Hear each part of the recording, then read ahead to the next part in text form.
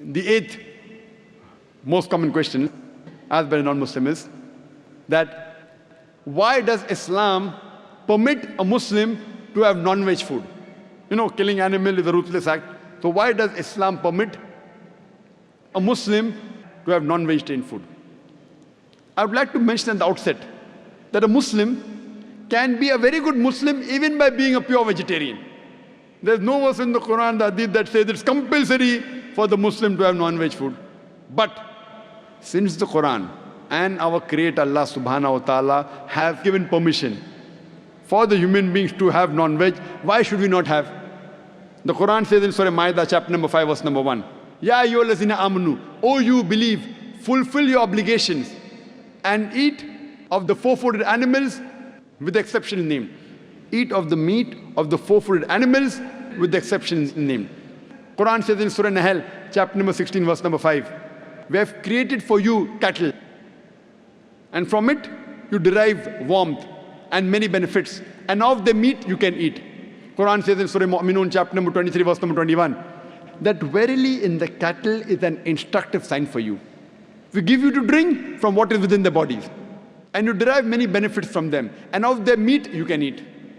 So when Quran has given permission to have the meat of the lawful animals, then why should we Muslims not have it?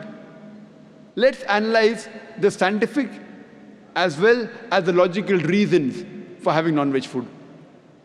Today science tells us that in non-vegetarian food, it is a wholesome food. It's rich in protein. And the body requires amino acid. There are 8 amino acids which are not created in the body.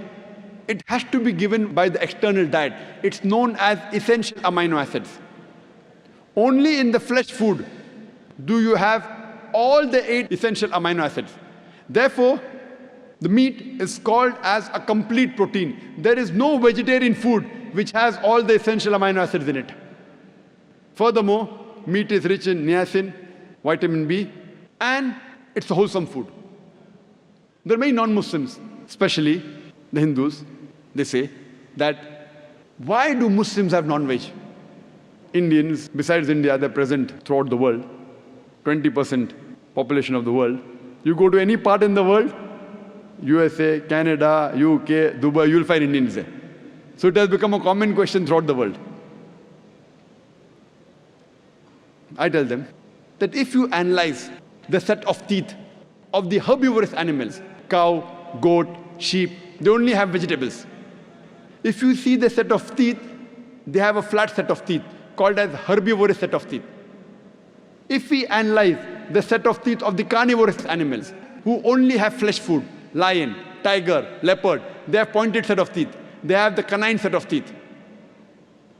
If you analyze the set of teeth of the human beings, if you go in the mirror and see, we have flat teeth as well as pointed teeth. If Almighty God wanted us to have only vegetables, why did He give us the pointed teeth, the canine teeth? For what? To have non-veg. Furthermore, if we analyze the digestive system of the herbivorous animals, cow, goat, sheep, they can only digest vegetables. If they take flesh food, they will not be able to digest it. If we analyze the digestive system of the carnivorous animals, the tiger, the leopard, the lion, they can only digest flesh food. They cannot digest vegetables. But the digestive system of the human beings can digest veg food as well as non-veg food. If Almighty God wanted us to have only vegetables, why did He give us a digestive system which can even digest non-veg food? But natural to have it. We have a small intestine as well as a large intestine for having both veg food and non-veg food. We are neither herbivorous, neither carnivorous, we are omnivorous.